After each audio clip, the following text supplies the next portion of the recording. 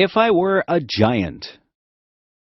If I were a giant, I wouldn't be able to fit in my house.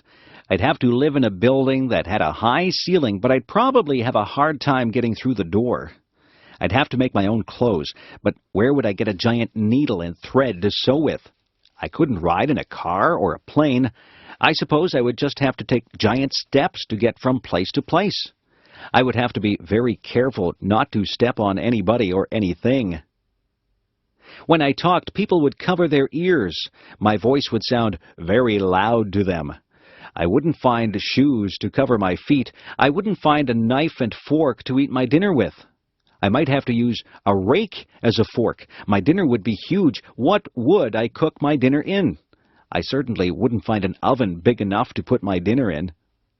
If I sneezed, it would be like a hurricane. If I fell down, it would be like an earthquake.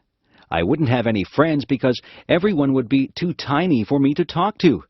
I think that being a giant would be very lonely.